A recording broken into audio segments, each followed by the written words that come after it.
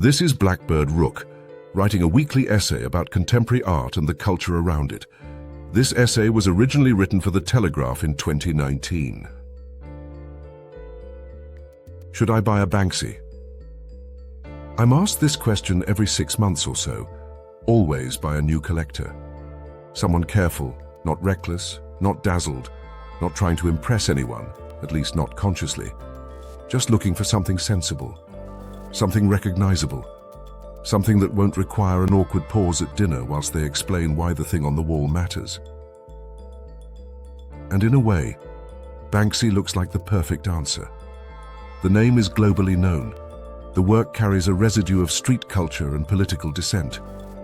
The prices, especially for editions, appear almost reasonable when set against the vertigo of blue-chip contemporary art.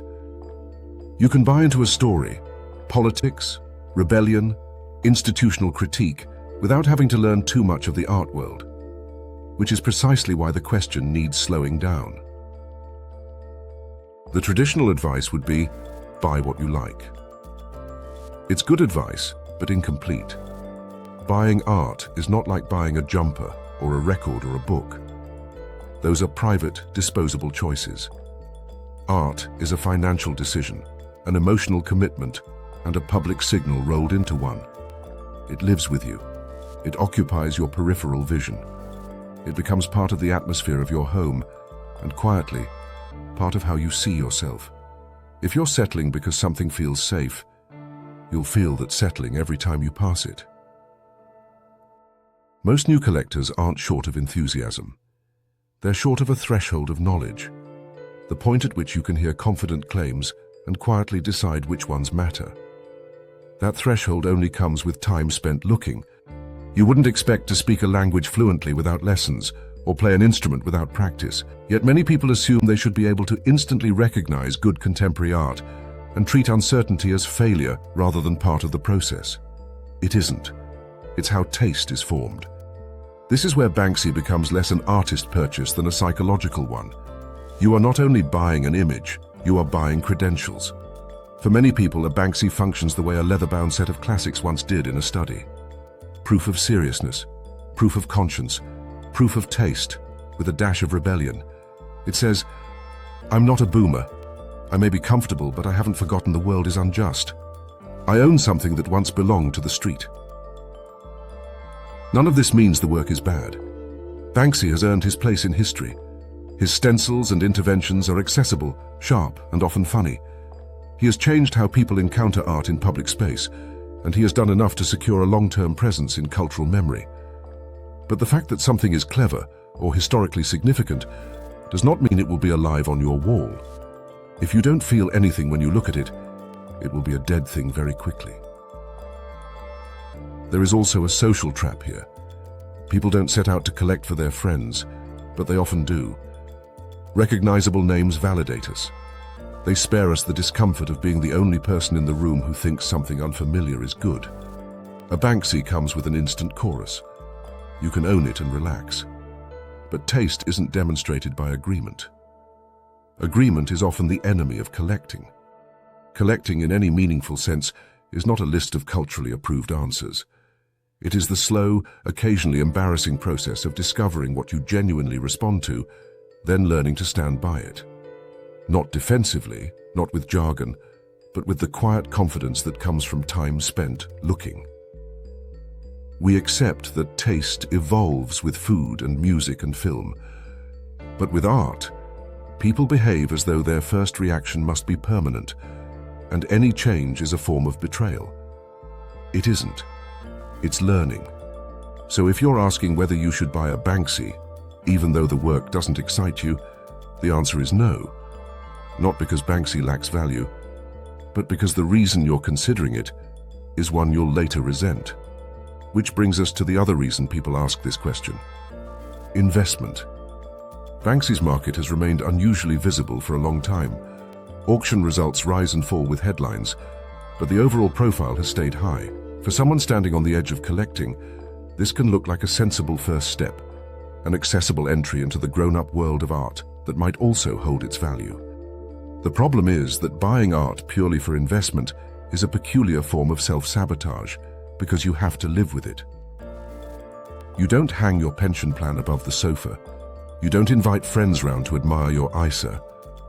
Art is money tangled up with emotion, identity, memory, status, and the small private fear that you've misjudged things.